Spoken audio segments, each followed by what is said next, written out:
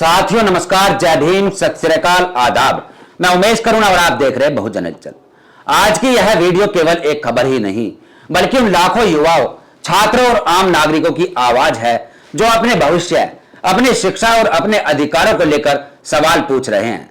साथियों, दिल्ली की सड़कों से जो तस्वीरें सामने आई है उन्होंने पूरे देश को सोचने पर मजबूर कर दिया है। हजारों छात्र अपनी मांगों को लेकर सड़कों पर उतरे। उनके हाथों में कोई हथियार नहीं थे, उनके हाथों में अपने भविष्य की चिंता थी। वे रोजगार, शिक्षा और बेहतर व्यवस्था की मांग कर रहे थे। लेकिन जो तस्वीरें सामने आई है उनमें पुलिस और छात्रों के बीच टकराव दिखाई दिया। कई वीडियो में देखा गया है कि प्रदर्शनकारियों को रोकने के लिए बैरिकेडिंग लगाए गए। स्थिति बिगड़ने पर पुलिस ने बल प्रयोग किया। लाठी चार्ज की खबरें सामने आई। कई जगह धक्का मुक्की हुई। प्रदर्शन को नियंत्रण करने के लिए आंसू गैस के गोले भी छोड़े गए और पानी की बौछार से भी उनको रोकने की कोशिश की गई।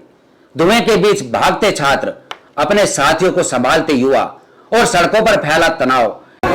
लाठी चला देना, अधिकार लिए बगैर जाएंगे नहीं, यही कह रहे थे ना। तो फिर वो अपनी ड्यूटी कर रहे हैं, हम अपनी ड्यूटी कर रहे हैं। हम उनसे जो लोग कह रहे हैं कि साहब आपके सामने मार रहे हैं, क्या करूं, उनको लाठी उठा के मार, आप बताओ। इसलिए तो बीच में खड़ा हूं ना। औरों की तरह 4 पुलिस वाले घर पे बिठा के नहीं कह रहे ना डिटेन हो गया हूँ। 11 बजे से आपके बीच में हूँ ना। कहीं ना कहीं अभी भीड़ करके आगे गए, आंसू गैस के गोले छूटे, लाठियां चली, फिर आंखों में जलन होगी, फिर भागने लगे सब लोग। यही तो समझा रहा हूँ ना कि थोड़ा सा धैर्य बनाओ। आप बैठे हो ना तो देश को पता लग रहा है कि आप बैठे हो। सर की कीमत है देश में, सर की लोकतंत्र है। आपके सर गिने जा रहे हैं, पूरी दुनिया काउंट कर रही है कितने लोग निकले। बैठे रहो बस, जहां जगह मिलने बैठे रहो। आज आप कहानी तस्वीरें सामने आई है वह सोशल मीडिया पर बड़ी बहस छेड़ रही है। सवाल यह नहीं है कि कानून व्यवस्था बनाए रखना जरूरी है या नहीं। सवाल यह है कि आखिर नौजवान सड़कों पर आने को मजबूर क्यों हो रहे हैं। आखिर ऐसा क्या है कि देश का युवा लगातार अपनी बात सरकार तक पहुंचाने के लिए आंदोलन कर रहा है। साथियों, यह वही मुद्दा है जिसे लेकर देश भर में चर्चा हो रही है। लोकतंत्र में गुंडागर्दी नहीं चलेगी, नहीं चलेगी। अरे लोकतंत्र में मोदी शाही नहीं चलेगी, नहीं चलेगी। अरे लोकतंत्र में मोदी शाही नहीं चलेगी, नहीं चलेगी। पुलिस की बर्बरता का जवाब दो, जवाब दो, जवाब दो। पुलिस की गुंडागर्दी का जवाब दो, जवाब दो, जवाब दो। आंदोलनकारियों का जवाब दो, जवाब दो, जवाब दो। सोनम वांगचुक का जवाब दो, जवाब दो, जवाब दो। प्रधानमंत्री सदन में आओ, सदन में आओ, सदन में आओ, सदन में आके जवाब दो, जवाब दो, जवाब दो। छात्र संगठनों का कहना है कि वे शिक्षा व्यवस्था, भर्ती प्रक्रियाओं, रोजगार और अपने भविष्य से जुड़े मुद्दों पर सरकार से जवाब चाहते हैं। उनका कहना है कि धर्मेंद्र प्रधान का इस्तीफा होना चाहिए और इसी बीच बात करने की कोशिश की गई।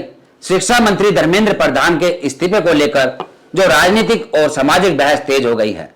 कई संगठनों और विपक्षी नेताओं ने शिक्षा व्यवस्था से जुड़े मुद्दों पर जवाबदेही की मांग की है। कुछ समूहों ने इस्तीफे की मांग भी उठाई है।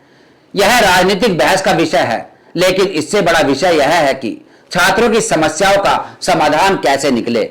अब बात करते हैं आजाद समाज पार्टी के राष्ट्रीय अध्यक्ष और नगीना से सांसद चंद्रशेखर आजाद, जो परिसर में काले छाते के नीचे धरने पर बैठे दिखाई दिए। दिन हो या रात, बारिश हो या धूप, वे लगातार अपनी बात रखते रहे। उनका कहना था कि वे अपना संवैधानिक कर्तव्य निभा रहे हैं और उन लोगों की आवाज उठा रहे हैं जिनकी आवाज सत्ता तक नहीं पहुंच रही।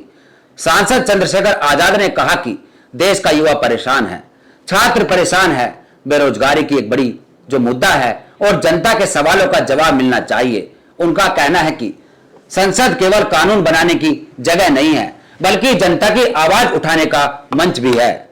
साथियों, जब से सांसद चंद्रशेखर आजाद ने इस प्रदर्शन में अपनी भागीदारी उठाई, जब से वह इस प्रदर्शन में छात्रों के साथ खड़े हुए दिखाई दिए, तभी से इस आंदोलन में एक बड़ा रूप दिखाई दिया।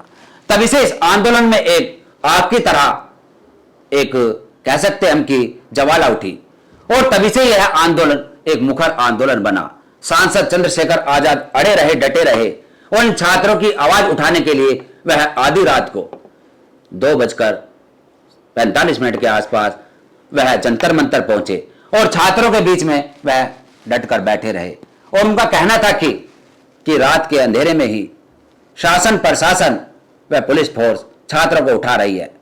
सब सो जाते हैं और मैं उस वक्त आया हूं जब छात्रों को मेरी जरूरत है। साथियों, लोकतंत्र में विरोध कोई अपराध नहीं है।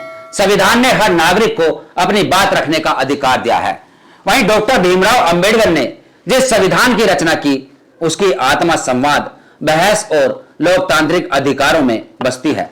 लेकिन आज जब हम देश की तस्वीर देखते हैं तो कई सवाल खड़े होते हैं। क्या छात्रों की मांगों को समय रहते सुना जा सकता था? क्या आंदोलन की नौबत आने से पहले बातचीत का रास्ता निकाला जा सकता था? क्या युवाओं के गुस्से को समझने की जरूरत नहीं है? यह एक सवाल खड़ा होता है। आप तस्वीरें देखते हैं सोशल मीडिया पर, पूरे दिन यही तस्वीरें दिखाई देती है। सोशल मीडिया इन्हीं तस्वीरों से पूरी तरह से गरमाया हुआ है। आप देख सकते हैं छात्रों में किस प्रकार से लाठीचार्ज हुई। जो युवतियां हैं उनको भी खून में लथपथ होती दिखाई दी। यानी पुलिस प्रशासन का रवैया यह कोई ठीक नहीं था। और यहां तक कि जो जवान हैं उनके आप देख सकते हैं जो कि नेम प्लेट होती है वह नेम प्लेट पर उनका हटी हुई है। बहुत सारी ऐसी तस्वीरें कल सोशल मीडिया पर गरमाती रही। एक युवक जो कि पिट रहा है और पिटते पिटते कह रहा कि और मारो और मारो। ये तस्वीरें आप देख सकते हैं। क्या लोकतंत्र में सवाल पूछने वालों को दुश्मन की तरह देखा जाना चाहिए? साथियों, देश का युवा केवल नौकरी नहीं मांग रहा, वह अपने भविष्य की गारंटी मांग रहा है। वह चाहता है कि उसकी मेहनत का सम्मान हो। वह चाहता है कि परीक्षाएं समय पर हो, भर्ती प्रक्रियाएं पारदर्शी हो और उसे अवसर मिले। अब बात करते हैं बेटियों की। जो सरकार नारा देती है कि बेटी बचाओ बेटी पढ़ाओ, और यह एक महत्वपूर्ण संदेश है और देश की हर बेटी को शिक्षा, सुरक्षा और सम्मान मिलना चाहिए। लेकिन सवाल यह है कि क्या हमारी व्यवस्था इस लक्ष्य तक पूरी तरह पहुंच पाई है? आज भी देश के कई हिस्सों में बेटियां शिक्षा और सुरक्षा से जुड़ी चुनौतियों का सामना कर रही है। छात्राएं भी उन्हीं आंदोलनों का हिस्सा बनती जा रही है जो बेहतर शिक्षा और अवसरों की मांग करते हैं। जब एक बेटी कॉलेज जाती है और प्रतियोगी परीक्षा की तैयारी करती है, यह अपने सपने के लिए संघर्ष करती है, तो वह केवल अपने लिए नहीं बल्कि पूरे परिवार और समाज के लिए आगे बढ़ रही होती है। इसलिए शिक्षा का मुद्दा केवल छात्रों का मुद्दा नहीं है, यह देश के भविष्य का मुद्दा है। यह बेटियों के सपनों का मुद्दा है। यह उन परिवारों का, उन उम्मीदों का मुद्दा है जिन्होंने अपने बच्चों को पढ़ने के लिए अपना सब कुछ दांव पर लगा दिया। साथियों, किसी भी लोकतंत्र की असली ताकत उसकी युवा शक्ति होती है। यदि युवा निराश होगा तो देश की प्रगति प्रभावित होगी।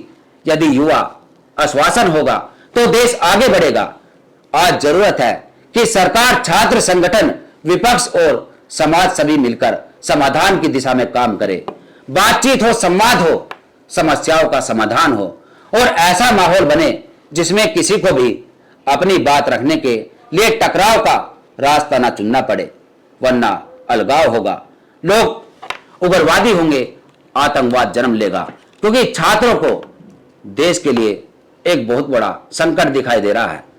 वह शहीद आजम उधम सिंह, भगत सिंह, तमाम जो हमारे शहीद हुए उनकी बात कर रहे हैं।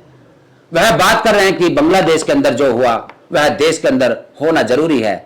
तब तक सरकार खामोश रहेगी और इनकी बात नहीं सुनेगी। संसद के अंदर घुसने पर कल तत्पर थे।